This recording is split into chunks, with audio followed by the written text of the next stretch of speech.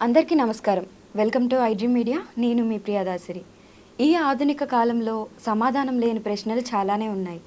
అందులో కొన్ని ఏంటంటే అసలు జాతకం నమ్మాలా వద్దా, ఈ స్వామీజీలు బాబాజీలు దేని ఆధారంగా జాతకాలు చెప్తారు, వీటిని ఎంతవరకు నమ్మాలి, ఈ కంప్యూటర్ జాతకం ఏంటి, వీటన్నింటికి మనకి సమాధానాలు ఇవ్వడానికి ప్రముఖ ఆధ్యాత్మికవేత్త గత 15 సంవత్సరాలుగా ఎలక్ట్రానిక్ మీడియాలో లైవ్ షోస్ చేస్తున్నటువంటి గురుగారు మనతో ఉన్నారు. ఆయన డాక్టర్ భార్గవ శర్మ గారు. ఆయనతో మాట్లాడి మరిన్ని విషయాలు తెలుసుకుందాం. నమస్తే గురుగారు. వందే మాతరం. ఎలా ఉన్నారు? బాగున్నానమ్మా. మీరందరూ ఎలా ఉన్నారు? మేమంతా బాగున్నాం. సో జనాలకి చాలా ప్రశ్నలు ఉన్నాయి. జాతకాలు, ఈ ఆస్ట్రాలజీ అంటారు, కొంతమంది పామిస్ట్స్ అంటారు. సో వీటిపైన ఇవి ఎంతవరకు నమ్మాలి? జ్యోతిష్య శాస్త్రం అనేది ఆధునికమైనటువంటి శాస్త్రం కాదమ్మా. జ్యోతిష్య శాస్త్రం అనేటువంటిది పురాతనమైనటువంటిది. ఈ జ్యోతిష్య శాస్త్రములో నవగ్రహాలలోనూ మొట్టమొదటి గ్రహం సూర్యుడు అంటారు.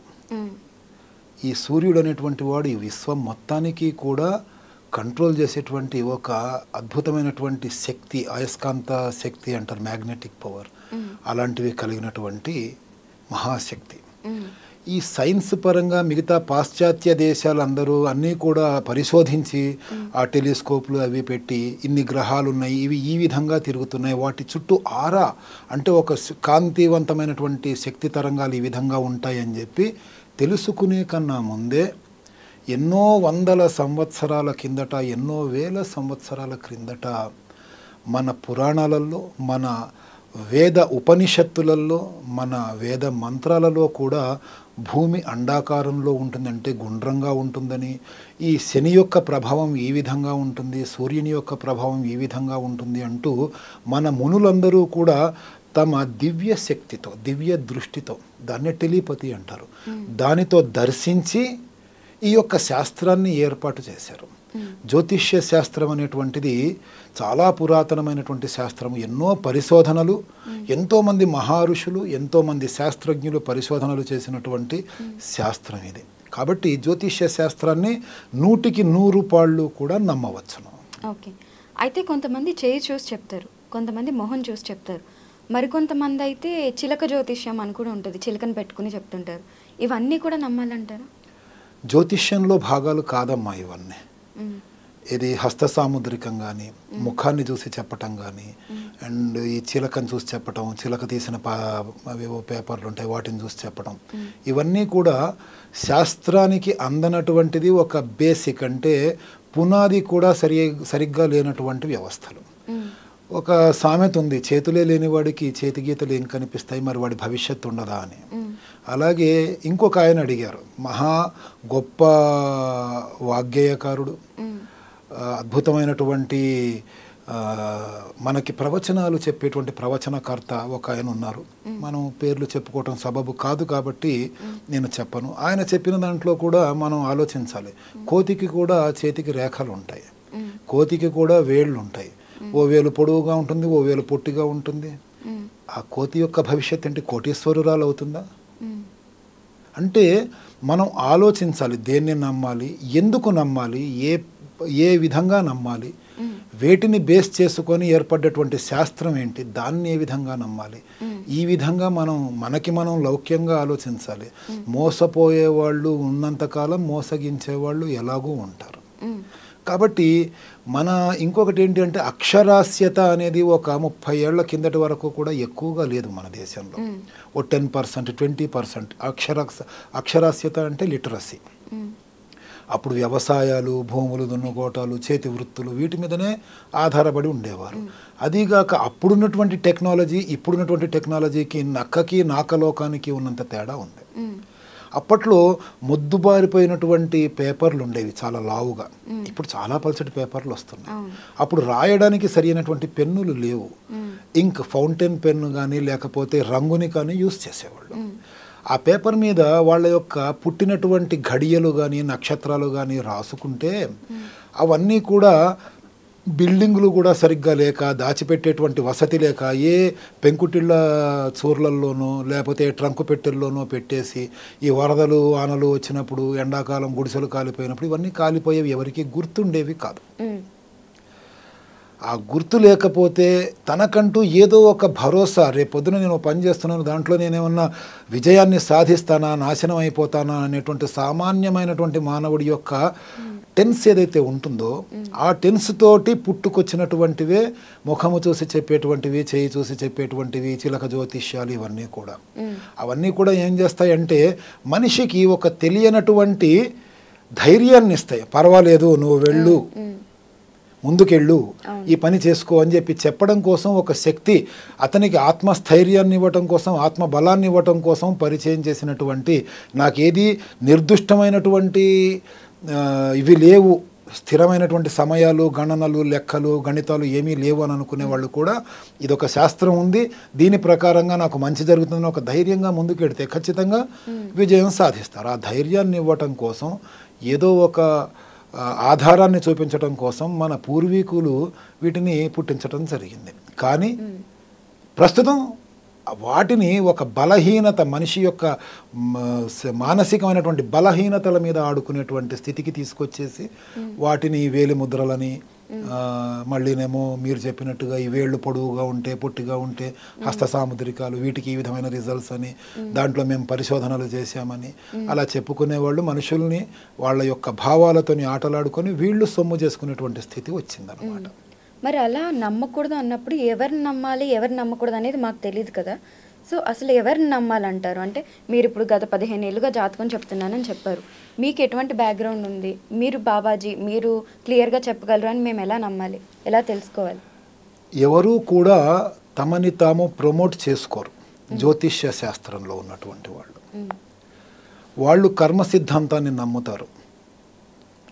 వాళ్ళ దగ్గరికి భగవంతుడు ఏదో ఒక రూపములో, ఏదో ఒక దారిలో పంపిస్తే తప్ప వీళ్ళు వాళ్ళకి అప్రోచ్ కారు, క్లయింట్స్ని అప్రోచ్ కారు.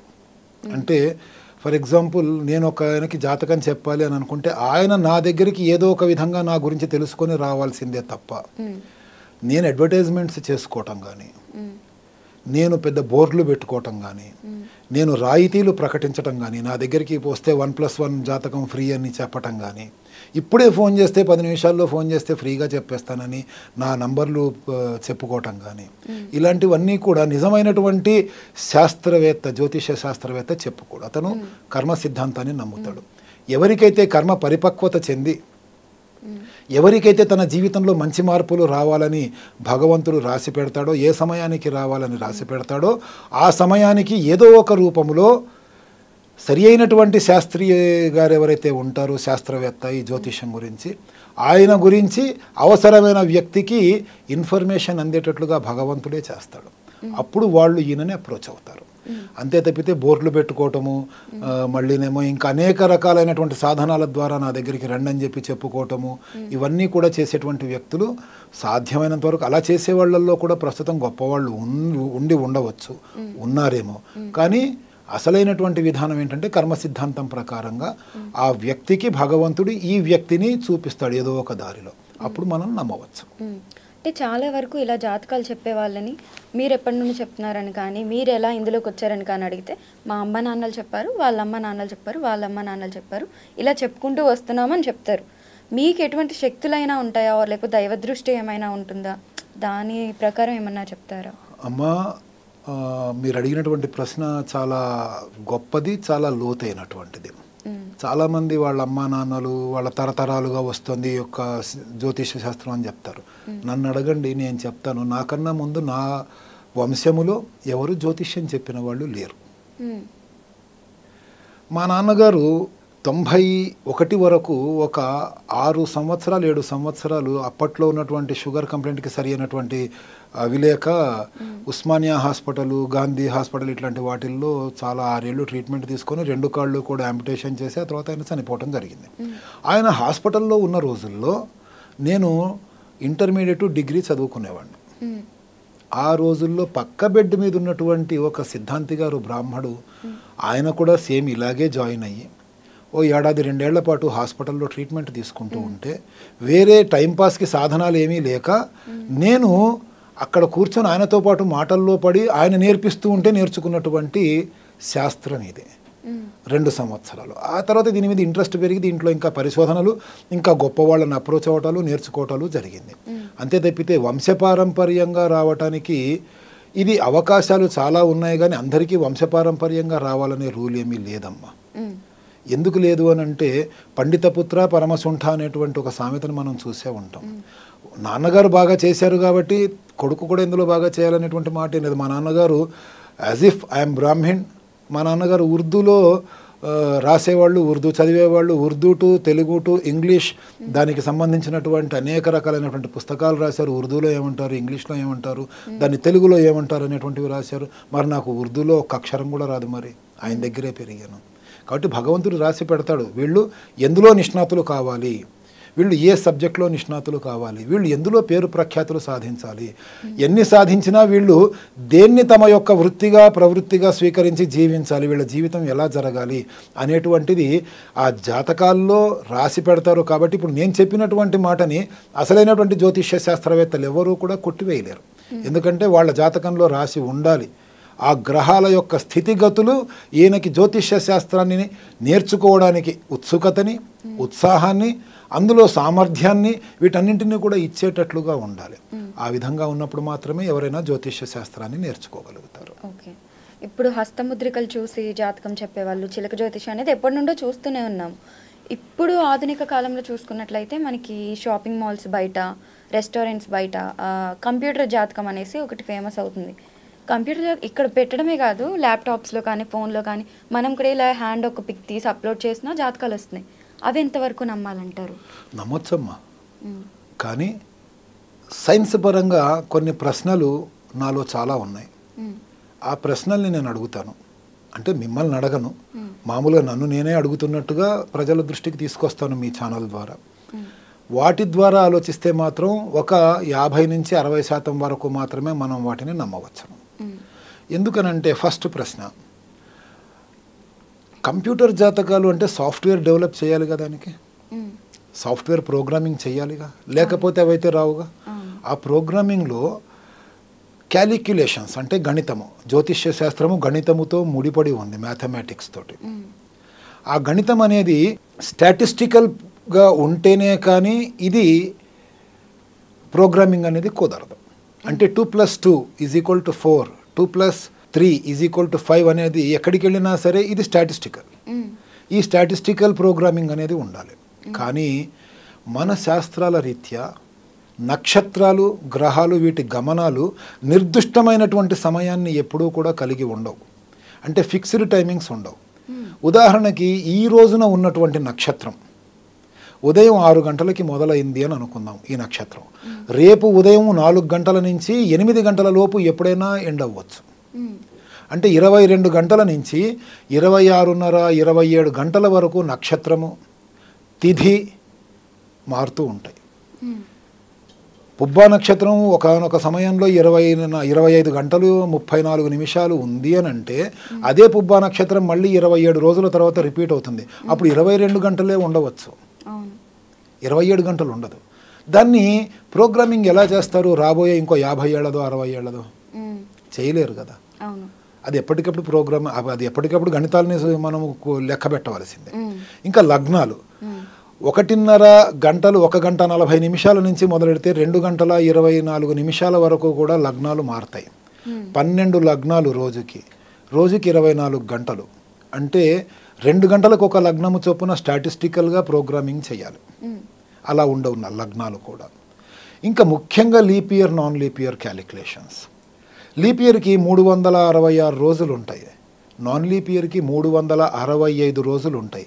కానీ మీరు కంప్యూటర్లో తీసినటువంటి జాతకాలను పేపర్లలో చూడండి, ఎక్కడో ఒక చోట 365.25 డేస్కి మేము క్యాలిక్యులేషన్ చేసామనేటువంటి గమనిక కనిపిస్తూ ఉంటుంది మనకి, వాళ్ళ యొక్క క్లారిఫికేషన్. ఆ పేపర్లలో ఎక్కడో చోట మీ కంటికి కనిపించకుండా ఉంటుంది. ఫర్ ఎగ్జాంపుల్ కొన్ని అడ్వర్టైజ్మెంట్స్ న్యూస్ పేపర్లో చూస్తూ ఉంటాం. అది అడ్వర్టైజ్మెంట్ అనే మాట కాకుండా అది ఒక వార్తలాగా ప్రచురింపబడుతుంది. కానీ ఆ కాలంలో ఎక్కడో చోట కంటికి కనిపించకుండా భూతద్దం పెట్టుకొని చూస్తే కానీ కనిపించకుండా ADVT అని రాసి ఉంటుంది. మీరు గమనించండి. ఇది ఆ విధంగా మన కంటికి కనిపించకుండా ఎక్కడో ఓ చోట 365.25 డేస్ కన్నట్టుగా రాసి పెట్టి ఉంటుంది. ఇంకా ఇవన్నీ కాకుండా ఈ నక్షత్రాలు మారటం మూలంగా ఏమవుతుందంటే, ఫర్ ఎగ్జాంపుల్ 24 గంటల ఫిక్స్డ్ టైంతో వాళ్ళు చేసిన దాంట్లో రేవతి నక్షత్రం 4వ పాదంలో పుట్టిన వాడికి ఓ 10-15 నిమిషాలు అటు ఇటుగా అశ్విని నక్షత్రం 1వ పాదం చూపిస్తుంది.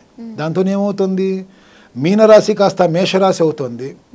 బుధుని యొక్క ప్రభావంతో జీవించవలసినటువంటి వాడు ఈ యొక్క అశ్విని నక్షత్రం మేషరాశిలోకి వచ్చి కేతువు యొక్క కుజుని యొక్క ప్రభావంతో జీవించేటువంటి స్థితికి వస్తున్నాడు. తద్వారా ఏమవుతుందంటే క్యాలిక్యులేషన్స్ మారుతున్నాయి. అంతర్దశలు, మహాంతర్దశలు, సూక్ష్మ అంతర్దశలు, ఇలాంటివన్నీ కూడా మహర్దశలు ఏవైతే ఉన్నాయో ఇవన్నీ కూడా మారిపోతున్నాయి. ఓ ఏడాది తర్వాత జరగాల్సింది ఏడాది ముందు చెప్పాల్సి వస్తుంది వాటిని బేస్ చేసుకొని, లేదా జరిగిపోయిన వాటిని ఇంకా జరగలేదు ఇప్పుడు జరుగుతాయి అని చెప్పి చెప్పవలసిన పరిస్థితి వస్తుంది. కాబట్టి కంప్యూటర్ జాతకాలని బేస్ చేసుకొని మనం పూర్తి స్థాయిలో మన యొక్క జీవితాన్ని విశ్లేషించడం అనేటువంటిది పొరపాటు. అందులోనూ కంప్యూటర్స్లో మనం చెక్ చేస్తే ఇవన్నీ రాసి ఆఖరిలో మళ్ళీ ఏం చెప్తాడంటే ఆ పేపర్లో, ఒక మంచి సిద్ధాంతి గారిని వ్యక్తిగతంగా సంప్రదించండి అని అంటాడు.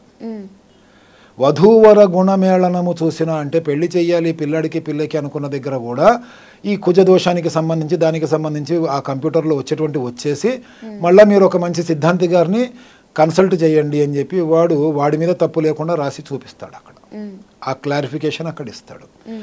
అంత పర్ఫెక్ట్గా ఉండేటువంటివి మాత్రం కాదు. పర్ఫెక్ట్గా ఉండాలి అని అంటే చేత్తో గణితం వేసి జాతకాలు రాయాలి. ఒక్కొక్క జాతకానికి 2 నుంచి 4 గంటల సమయం పడుతుంది. పూర్తిగా పుట్టిన సమయము, పుట్టిన స్థలము, పుట్టిన తేదీ, నెల, సంవత్సరము ఇవి ఇచ్చినా కూడా మనకి ఒక 2 గంటల నుంచి 4 గంటల సమయం పడుతుంది పూర్తిగా గణితం వేయడానికి. ఆ సంవత్సరం పంచాంగాన్ని తీసి ముందర పెట్టుకొని ఒక జాతకం చెప్పడానికి మినిమం 3 గంటలు పడుతుంది. చెప్పడానికి కాదు, రాయటానికి, గణితం వేయటానికి. ఇన్ని చెప్పిన తర్వాత కూడా మళ్ళీ మీరు అడగొచ్చు, మరి చేత్తో రాసిన జాతకాలను ఎంతవరకు నమ్మవచ్చండి అని. కంప్యూటర్ జాతకాలను నమ్మవచ్చా లేదా అని అడిగారు. చేత్తో మనం మాన్యువల్గా రాసినటువంటి జాతకాలను ఎంతవరకు నమ్మవచ్చు అని. ఇప్పటికీ చాలా $1000 క్వశ్చన్ సిద్ధాంతులు అందరిలోనూ ఉన్నటువంటిది ఏంటంటే, ఏ సమయాన్ని గణితంలోకి తీసుకోవాలి, లెక్కలోకి తీసుకోవాలి. పుట్టిన సమయము అంటే ఏది పుట్టిన సమయం? శీర్షోదయము, పూర్ణోదయము, రోదనము, ఈ 3 సమయాల్లో ఏ సమయాన్ని తీసుకోవాలి? శీర్షోదయం అంటే తల భాగము మాత్రమే బయటకు వచ్చినటువంటి సమయం. పూర్ణోదయము అంటే శిశువు పూర్తిగా భూమి మీదకి వచ్చినటువంటి సమయం. రోదనము అంటే ఏడ్చినటువంటి సమయం. ఈ 3 సమయాల్లో దేన్ని సరి అయినటువంటి సమయంగా భావించాలి అనేటువంటిది కూడా ఇప్పటికీ $1000 క్వశ్చనే.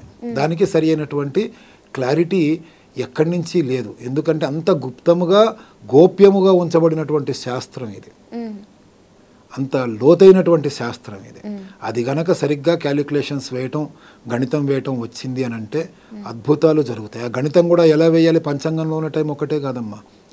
మన భారతదేశాన్నే తీసుకుంటే రాజమండ్రిలో పుట్టినటువంటి వ్యక్తికి మనం ఇక్కడ పంచాంగం తీసుకుని అది రాజమండ్రిలో లెక్కలకి రాసిందే అయితే 8 గంటల 3 నిమిషాలకి రాజమండ్రిలో పుట్టాడు అంటే 8 గంటల 3కే క్యాలిక్యులేషన్ చేయాలి. ఎందుకంటే పంచాంగం రాజమండ్రి సూర్యోదయము సూర్యాస్తమయం క్యాలిక్యులేషన్స్కి తీసుకుంటాం.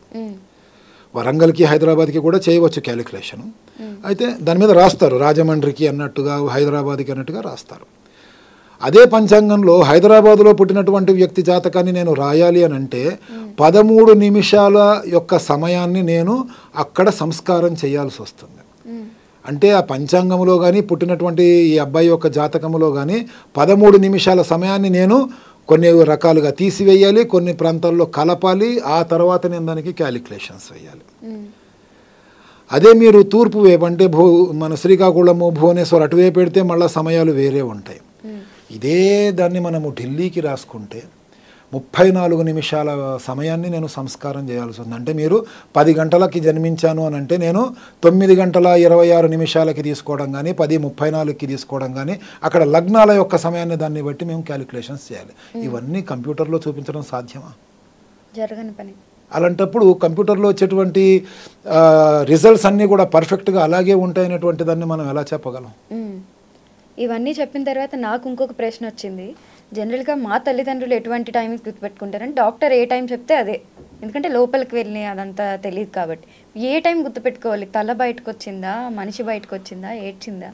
ఇంకా దీని గురించి మనం మాట్లాడాలి అని అంటే చాలామంది సిద్ధాంతులు ఉన్నారు, జాతకాలు రాసేవాళ్ళు ఉన్నారు, వాళ్ళు పరిష్కరిస్తూ ఉంటారు. కానీ నేను చేసేటువంటి పద్ధతి మాత్రమే చెప్తాను. మిగతా వాళ్ళ గురించి మనం విమర్శ కానీ విమర్శ సద్విమర్శ వద్దు. కాబట్టి నేను జాతకం రాస్తాను. ఓ 15 ఏళ్ల పిల్లాడికో 20 ఏళ్ల పిల్లాడికో రాస్తాను. రాసిన తర్వాత జాతకం కోసం తల్లిదండ్రులు కనుక వస్తే, పిల్లవాడు వచ్చినా అన్నదమ్ములు ఎవరన్నా వచ్చినా కొన్ని 4-5 ప్రశ్నలు నేను వాళ్ళని అడిగి నేను క్లారిఫై చేసుకుంటాను. వాళ్ళు ఇచ్చిన సమయం కానీ నేను తీసుకున్న సమయం కానీ ఆ పిల్లాడి యొక్క హావభావాలతోని, ఆ పిల్లాడి యొక్క పర్సనాలిటీతోని, ఆ పిల్లాడి యొక్క ఆలోచన విధానంతోని, అతని చదువుతోని, అతని అన్నదమ్ములతోని, అతని కుటుంబ ఆర్థిక ఆరోగ్య పరిస్థితితోని మ్యాచ్ అవుతున్నాయా లేదా అనేది నేను కొన్ని క్వశ్చన్స్ అడిగి కన్ఫర్మ్ చేసుకొని, అవి కన్ఫర్మ్ అయిన తర్వాత నేను జాతకం చెప్పడం మొదలెడతాను. లేకపోతే మీరు ఇచ్చిన సమయం తప్పు లేదా నా క్యాలిక్యులేషన్ తప్పండి, క్షమించండి అని చెప్పి పంపించేస్తాను. ఒకవేళ పుట్టిన సమయం గుర్తు లేకపోతే దానికి ఏమన్నా ఉన్నాయా? ఏ దిక్కు లేని వాడికి దేవుడే దిక్కు అంటారు కదా. కాబట్టి భగవంతుణ్ణి నారుబోసిన వాడు నీరు పోయాడా అని చెప్పి భగవంతుణ్ణి ప్రార్థించి, నాయన నన్ను మంచి దారిలో నడిపించు అని చెప్పేసి అత్యంత అమితమైనటువంటి నమ్మకంతో భగవంతుణ్ణి ప్రార్థించి, ఆయన మనం వేసే ప్రతి అడుగు, చేసే ప్రతి పని ఆయనే చేయిస్తున్నాడు, ఆయనే నడిపిస్తున్నాడు అనే భావనతో ముందుకెళ్ళిపోవటమే దీనికి మంచి దారి. అంతే తప్పితే ఇంకేదో ఎవరో వస్తారని, ఏదో చేస్తారని ఆ వీధిలోకి వెళ్ళి ఆ సిద్ధాంతి గారితో, ఈ వీధిలోకి వెళ్ళి సిద్ధాంతి గారితో పరిగెడుతూ సమయాన్ని వేస్ట్ చేసుకోకుండా, జీవితం అనేది నీటి బుడగ లాంటిది, ఆ సమయాన్ని పాడు చేసుకోకుండా, డబ్బుల విషయాన్ని పాడు చేసుకోకుండా, భగవంతుడు నడిపించిన దారే నా దారి అంటూ నడిచిపోతూ ఉంటేనే అద్భుతాలు జరుగుతాయి అనేది నా యొక్క విశ్వాసం. ఎందుకంటే 2 things cannot be got back in any life: the spent time and the lost opportunity. గడిపేసిన సమయము, పోగొట్టుకున్నటువంటి అవకాశము, ఈ రెండు కూడా మళ్ళీ రావు. మనము ఈ విధంగా తిరుగుతూ ఉండడం మూలంగా ఏదో చెప్తారు, ఆయన మంచిగా చెప్తాడు, ఈయన మంచిగా చెప్తాడు అంటూ వెళ్ళిపోయి మన సమయాన్ని వృధా చేసుకోవడం మూలంగా సమయం పోతుంది. ఆ సమయంలో మంచి అవకాశాలు కూడా పోయే అవకాశం ఉంటుంది. అంటే పుట్టిన సమయం తెలియదంటే దానికి వేరే పరిష్కారం లేదంటారు? లేదండి. సరే, ఇవన్నీ బాగానే ఉన్నాయి. మరి రీసెంట్గా కొంతమంది స్వామీజీలు ఉన్నారు, పేర్లు చెప్పకూడదు, అప్పుడే పుట్టిన పిల్లలు ఎవరైతే ఉంటారో వాళ్ళకి జాతకాలు చెప్తున్నారు. పుట్టిన సమయం కానీ, తేదీ కానీ, పేరు కానీ ఏది వాళ్ళకి తెలియదు. ఎందుకంటే అసలు వాళ్ళొక సెలబ్రిటీస్ అనుకోవచ్చు. సో ఎలా చెప్పగలుగుతున్నారు? మరి వాటిని ఎంతవరకు నమ్మాలి? ఇప్పుడు పుట్టిన తేదీ సమయము తెలియదు అని అనుకోవడానికి లేదమ్మా. ఈ ఎలక్ట్రానిక్ మీడియా కావచ్చు, లేకపోతే సోషల్ మీడియా కావచ్చు, అండ్ ప్రతి ఒక్కళ్ళు కూడా ఏదో రకంగా సోషల్ మీడియాతో కనెక్ట్ అయ్యి ఉన్నారు. సెలబ్రిటీలు అంటే 100% కనెక్ట్ అయ్యి ఉంటారు. దాంతోనే వాళ్ళు నాకు మనవడు పుట్టాడు, నాకు మనవరాలు పుట్టింది, ఫలానా రోజు ఫలానా సమయానికి పుట్టింది అని చెప్పి చెప్పటం మూలంగా వాటిని తీసుకొని వీళ్ళు గణితం వేసి చెప్తూ ఉండవచ్చు.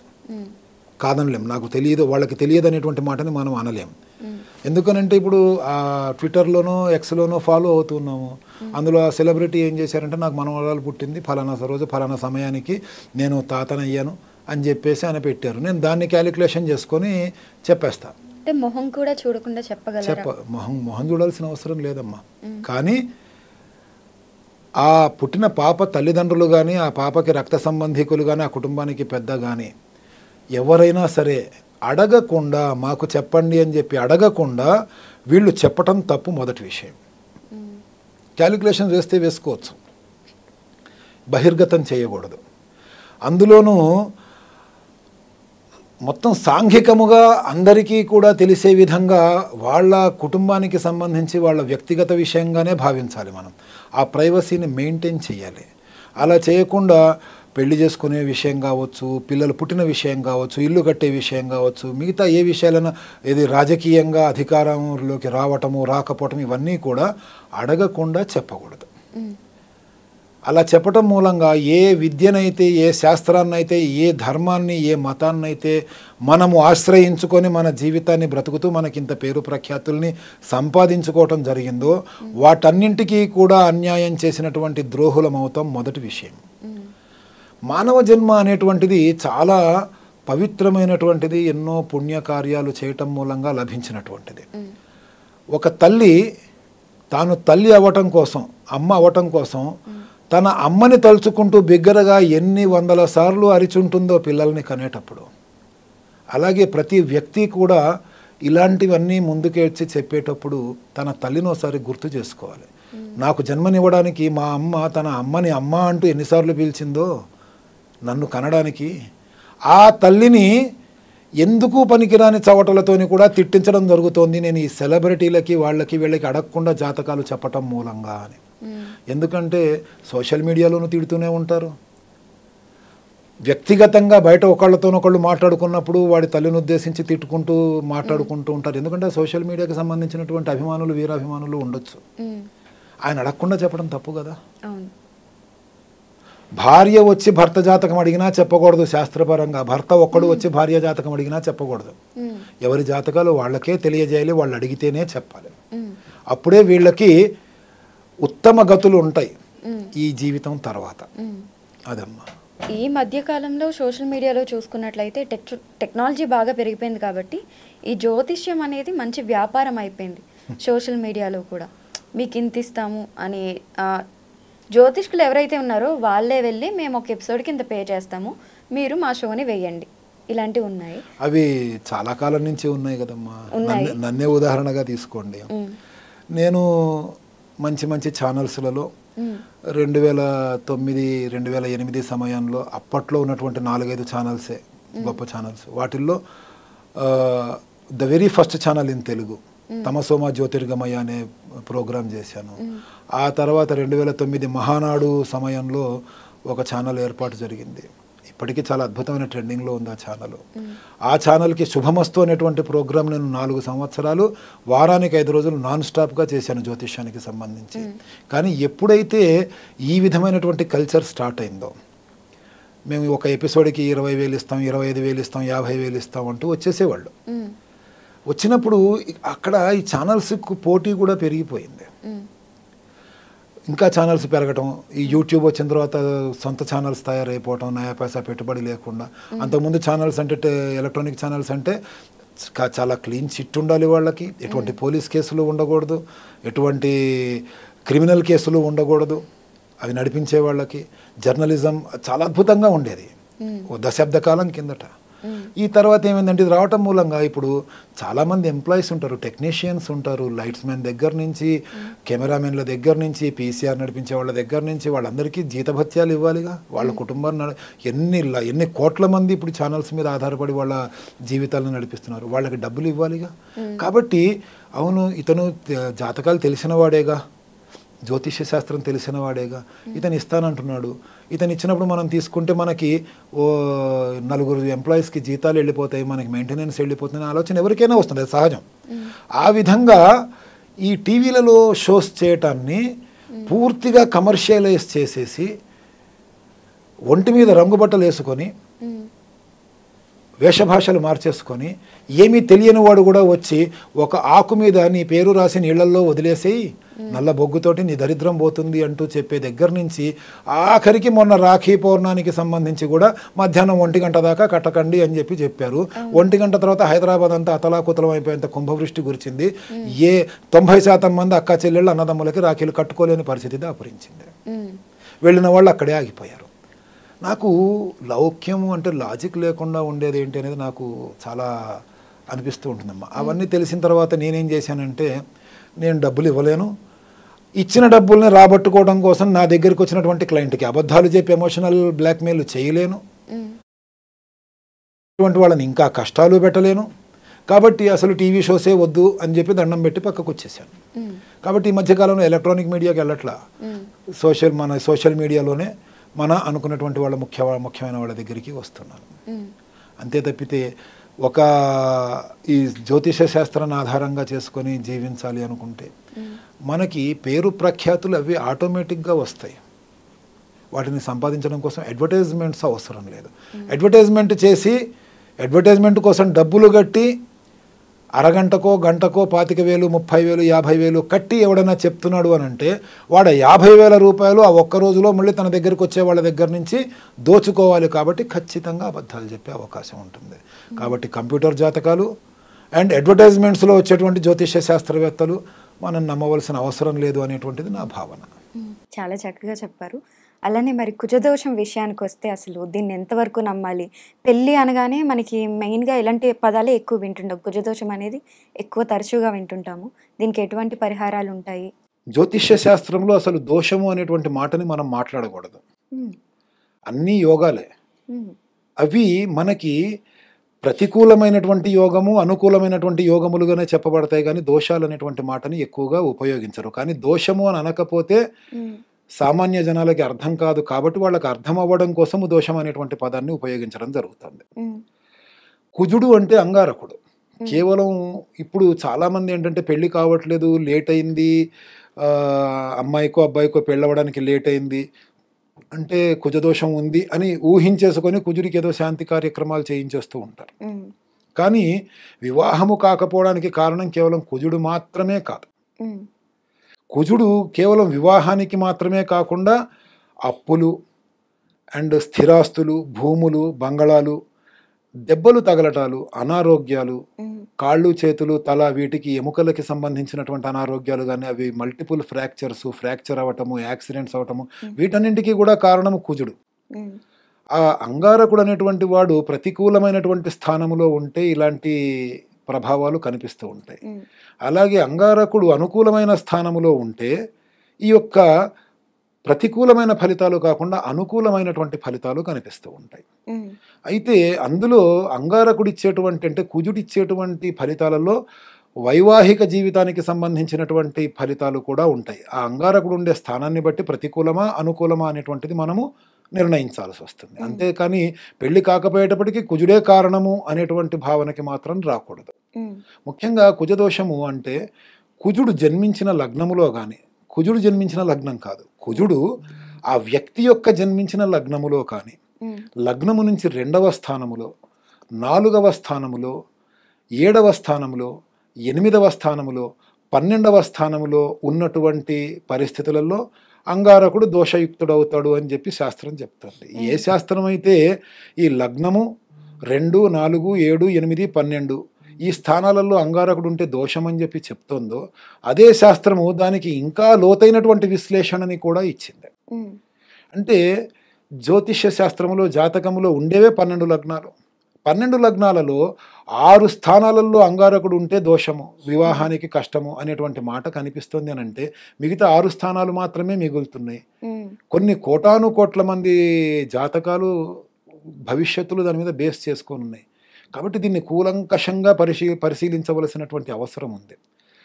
అంగారకుడికి మిత్రులైనటువంటి బృహస్పతి యొక్క రాశిలో అంటే ధనస్సు రాశి, మీనరాశిలో, అంగారకుడికి స్వక్షేత్రములైనటువంటి మేషరాశి, వృశ్చిక రాశిలో, అంగారకుడికి మిత్రులైనటువంటి సింహరాశి, కర్కాటక రాశిలో జన్మించినటువంటి వాళ్ళకి కుజదోషము ఉండదు అనేటువంటి విషయాన్ని కూడా శాస్త్రం చెప్తుంది. కుజుడు ఏ స్థానంలో ఉన్నా సరే దోషం కాదు అని అంటుంది. అంతేకాకుండా జాతకములో అంగారకుడి యొక్క స్థితిని బృహస్పతి చూస్తున్నా, అంగారకుడు బృహస్పతి కలిసి ఉన్నా, పరస్పరము ఒకళ్ళనొకళ్ళు చూసుకుంటూ ఉన్నా, అంగారకుడి దృష్టి బృహస్పతి మీద ఉన్నా, అంగారకుడు వచ్చేసి బృహస్పతి స్థానాలలో ఉన్నా అంటే ధనస్సు రాశిలో కానీ మీనరాశిలో కానీ ఉన్నా కుజదోష ప్రభావం ఉండదు అనేటువంటి మాటని చెప్తున్నాయి. అలాగే 27 నక్షత్రాలలో దాదాపుగా ఒక 12-13 నక్షత్రాలలో జన్మించినటువంటి వాళ్ళకి కుజదోష ప్రభావం ఉండదు. ఆ నక్షత్రాలన్నీ కూడా మేషరాశికి, వృశ్చిక రాశికి, సింహరాశికి, కర్కాటక రాశికి, ధనస్సు రాశికి, మీనరాశికి సంబంధించినటువంటి నక్షత్రాలు అయి ఉంటాయి. వాటికి కూడా మనం చాలా సూక్ష్మంగా, చాలా లోతుగా విశ్లేషించుకుంటూ వెడితే ఏ నక్షత్రములో ఉన్న వాళ్ళకి ఏ స్థానములో కుజుడుంటే ప్రభావం ఉండదు, అండ్ అలాగే లగ్నములో కుజుడుంటే ప్రభావం ఏంటి, 2లో ఉంటే ప్రభావం ఏంటి, 4లో ఉంటే ప్రభావం ఏంటి, 7లో ఉంటే ప్రభావం ఏంటి, 8లో ఉంటే ప్రభావం ఏంటి, 12లో ఉంటే ప్రభావం ఏంటి, ఈ ప్రభావాలన్నీ కూడా చెప్పడం జరిగింది. కొన్ని స్థానాలలో ఉంటే అంగారకుడు వివాహం ఆలస్యం అవుతుంది, కొన్ని స్థానాలలో అంగారకుడు వివాహం తొందరగానే చేస్తాడు కానీ భార్యాభర్తల మధ్యన వియోగాన్ని సృష్టిస్తాడు. కొన్ని స్థానాలలో విడాకులు విడిపోవటాన్ని సృష్టిస్తూ ఉంటాడు. కొన్ని స్థానాలలో భార్యకి సేవ చేసేటువంటి పరిస్థితిని ఆరోగ్యరీత్యా ఆవిడని అనారోగ్య పాలు చేసేసి భర్త ఎప్పుడూ భార్య యొక్క అనారోగ్యాన్ని తలుచుకుంటూ బాధపడేటువంటి స్థితిని కల్పిస్తూ ఉంటాడు. కాబట్టి కేవలం అంగారకుడి మూలంగా మాత్రమే వివాహాలు ఆలస్యం అవుతాయి అనేటువంటిది అపవాదు. దానికి ఇంకా వేరే కారణాలు కూడా ఉంటాయి వివాహం ఆలస్యం అవడానికి. ఏంటంటే సరి అయినటువంటి గ్రహ బలము లేకపోవటము వివాహం సమయానికి. రెండవది అంటే గ్రహ బలం అంటే బృహస్పతి యొక్క బలము కూడా ఉండాలి వివాహానికి. అండ్ రెండవది కాలసర్ప దోషము, వాటి యొక్క ప్రభావాలు.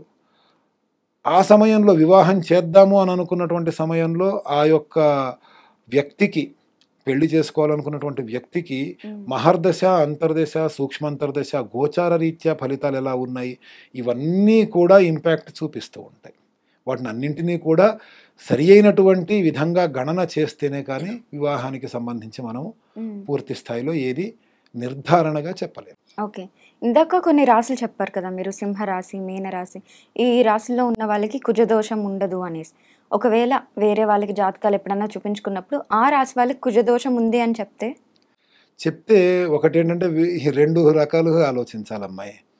ఒకటి ఈ యొక్క వ్యక్తికి ఇంకా కర్మ పరిపక్వత చెంది సరి అయినటువంటి సిద్ధాంతి గారి దగ్గరికి వెళ్ళలేదని అనుకోవచ్చు, లేదా సిద్ధాంతి గారు పూర్తిగా దీని గురించి తెలుసుకోకుండానే చెప్తున్నారు అని అనుకోవచ్చు. ఇంతే అయి ఉంటుంది. మరి దీనికి పరిహారాలు ఏముంటాయి నిజంగా కుజదోషం ఉంది అంటే? కుజునికి పరిహారాలు వివాహానికైతే కొన్ని రకాల పరిహారాలు, అప్పుల బాధకైతే కొన్ని రకాల పరిహారాలు, అనారోగ్యము, ఎముకలకి దెబ్బ తగులుతూ ఉండడము, వీటి మూలంగా కొన్ని రకాల పరిహారాలు ఉంటాయి. ముఖ్యంగా అంగారకునికి కుజునికి రుణ విమోచన అంగారక స్తోత్రము అనేది ఉంటుంది. అది గనక మనం వినడము, మంగళవారాల పూట దాన్ని మనం చదవటము, అది చదివి నవగ్రహాలకి వెళ్ళి అక్కడ అంగారకుడికి ప్రదక్షిణ చేసుకోవటము, అంగారకుడు అంటే కేవలం అంగారకుడికి కాదు 9 గ్రహాలకి కూడా ప్రదక్షిణ చేసుకోవటము, కందులు, ఎరుపు రంగు వస్త్రము ఇలాంటివి దానం ఇవ్వటము అనేటువంటిది అప్పుల బాధ నుంచి బయటపడేస్తుంది. చదవటం రాని వాళ్ళు ఉంటారు, వాళ్ళు ఇప్పుడు ఉన్నటువంటి మనకి ఎన్నో అద్భుతాలు ఉన్నాయి, సోషల్ మీడియాలు ఉన్నాయి, ఎలక్ట్రానిక్ మీడియాలు ఉన్నాయి. రుణ విమోచన అంగారక స్తోత్రము అని టైప్ చేస్తే మనకి ఏ గూగుల్లోనో దేంట్లోనో పీడిఎఫ్ లేకపోతే అది చదివినటువంటి వాళ్ళ యొక్క వీడియోస్ ఆడియోతో పాటు ఉన్నవి అవి మనకి దొరుకుతాయి యూట్యూబ్లో కానీ వాటిల్లో. అవి మనం వింటూ ఉండడము, మనల్ని దీని నుంచి పడేయమని చెప్పి, అప్పుల నుంచి పడేయమని చెప్పి ప్రార్థిస్తూ ఉండడము. అలాగే దెబ్బలు తగిలినప్పుడు అనారోగ్యము, ఆపరేషన్లు, ఎముకలు విరగడం, వీటికి కూడా అంగారకునికి సంపూర్ణమైనటువంటి శాంతి చేస్తే ఆ యొక్క ఫలితాలు, నెగిటివ్ ఫలితాలు పోయి మంచి ఫలితాలు వస్తాయి. ఇంకా వివాహము, వైవాహిక సమస్యలకి సంబంధించినటువంటిదైతే ఆ ఇద్దరి జాతకాలలోనూ కూడా అంగారకుని యొక్క స్థితిగతులు, ఆ అంగారకుడు భార్యాభర్తలు ఇద్దరి జాతకములోనూ ఎలాంటి స్థితిలో ఉన్నాడు, ఎలాంటి ఫలితాలను ఇస్తున్నాడు అనేది కూలంకషంగా గణనము వేసి, అంటే క్యాలిక్యులేట్ చేసి దానికి తగినటువంటి శాంతి, అంటే అంగారకునికి మూలమంత్రం, అధిదేవత, ప్రత్యధిదేవతలతో పాటు జపాలు చేయించి దానికి సంబంధించినటువంటి తీర్థం ఇస్తే, తీర్థప్రసాదాలు ఇస్తే సరిపోతుంది. ఈ కలియుగములో చేయడము కన్నా ఏదన్నా పుణ్యకార్యము, భగవంతుని పూజ చేస్తాను అని మనస్ఫూర్తిగా అనుకోగానే సగం ఫలితం వచ్చేస్తుంది. పూర్తిగా చెయ్యక్కర్లా, మనస్ఫూర్తిగా పూర్తి నమ్మకంతో ఇది చేస్తే ఇది కలుగుతుంది, నాకు ఇది జరిగితే నేను ఈ పూజ చేసుకుంటాను, ఈ పూజ చేసుకుంటే నాకు ఇది కలుగుతుందనే ఆశతోనో మనం సంకల్పించాము అని అంటే చాలు, ఆ భగవంతుని అనుగ్రహంతోనే పని అయిపోతుంది. కానీ ఏ యుగములోనో లేని విధముగా ఈ కలియుగములోనే మానవులు తమ కోరికలు తీరిస్తే జుట్టిస్తానని, నిలువు దోపిడీ ఇస్తానని, పూజ చేసుకుంటానని, వ్రతాలు చేసుకుంటానని, నోములు చేసుకుంటానని భగవంతుడికి మనస్ఫూర్తిగా మొక్కుకునేటువంటి విధానము మనకి కలియుగములోనే కలిగింది. కాబట్టి మనస్ఫూర్తిగా అనుకోండి, అవుతుంది, అయ్యింది కదా అని వదిలిపెట్టకండి, వెంటనే చేసుకోండి. ఆ శాంతి వీలైన వెంటనే చేసుకుంటే పూర్తి ఫలితాలని పొందుతారు.